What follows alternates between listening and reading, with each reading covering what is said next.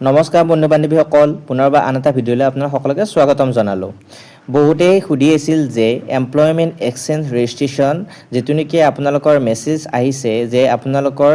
employment exchange registration নাম্বাৰটো আপোনালোকৰ lapse হৈছে সো আপোনালোকে এইটো আপডেট কৰিব লাগে এই টপিকটোৰ ওপৰত ভিডিঅ' বনাবলৈ বহুতেই কমেন্ট বক্সত কমেন্ট কৰি আছিল সো সকলোৰ বাবে আমি আজি এই ভিডিঅ'টোত আপোনালোকৰ এমপ্লয়মেণ্ট এক্সচেঞ্জ যেটো নেকি কাৰ্ড তাৰ ওপৰত কেনেদৰে আপোনালোকে ৰেজিষ্ট্ৰেশ্যন কৰিব লাগিব নাইবা কেনেদৰে ৰেজিষ্ট্ৰেশ্যন কৰিব লাগিব সম্পূৰ্ণভাৱে আমি এই ভিডিঅ'টোত আলোচনা কৰিম সো তেন্তে বলক আমি ভিডিঅ'টো আৰম্ভ কৰোঁ সো ভিডিঅ'টো আৰম্ভ কৰাৰ আগতে আপোনাক সকলোকে এটা ৰিকুৱেষ্ট কৰিম যে আপোনালোকে যাতে চেনেলটো সাবস্ক্ৰাইব কৰি লয় ঠিক আছে যাতে আপোনালোকৰ যিবোৰ নেকি নতুন নটিফিকেশ্যন নাইবা নতুন আপডেট থাকে আপোনালোকে সোনকালে আপোনালোকৰ মোবাইলত আপোনালোকে দেখা পাবলৈ সক্ষম হয় সো তেন্তে বলক ভিডিঅ'টো আৰম্ভ কৰোঁ সো সকলোৰে চাগে এনে ধৰণৰ এটা মেছেজ অসম চৰকাৰৰ ফালৰ পৰা আপোনালোকৰ তাত আহিছে সো সকলোৰে মনত এটা প্ৰশ্ন উদয় হৈছে যে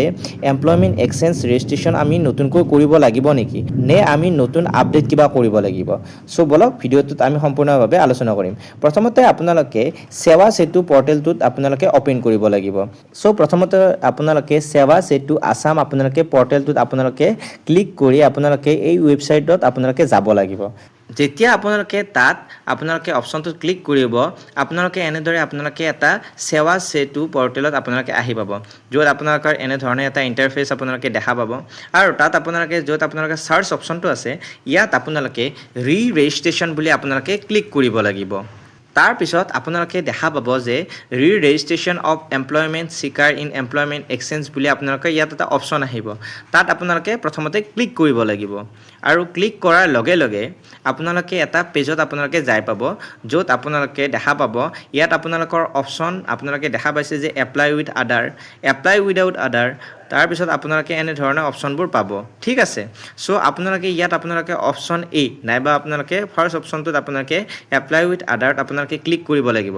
আপোনালোকে ক্লিক কৰাৰ লগে লগে আপোনালোকৰ এটা পৰ্টেল আপোনালোকে দেখা পাব য'ত আপোনালোকে ইয়াত এনে ধৰণে এটা ইন্টাৰফেস আহিব আৰু আপোনালোকে এই ইন্টাৰফেসত আপোনালোকে যোৱাৰ পিছত আপোনালোকে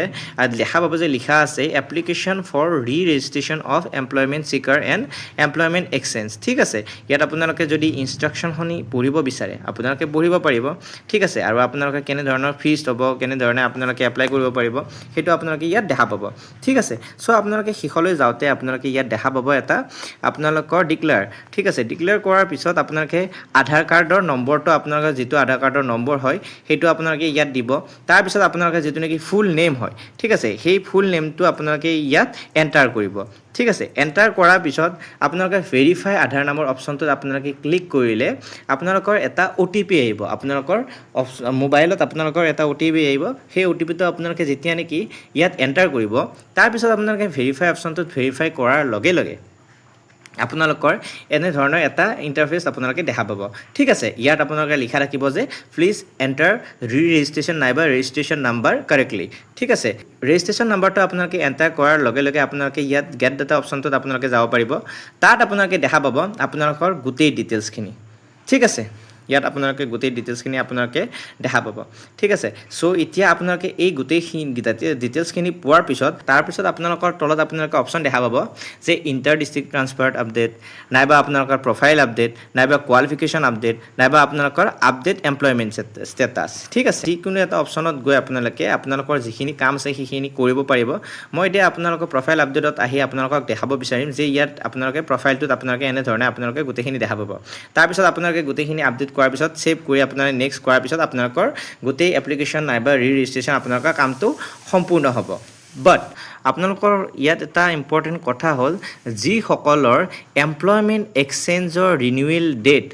2026 আগত নাইবা 2027 নাইবা 2028 তলৈকে আছে তেতিয়াহলে তেখেতসকলে ইয়াত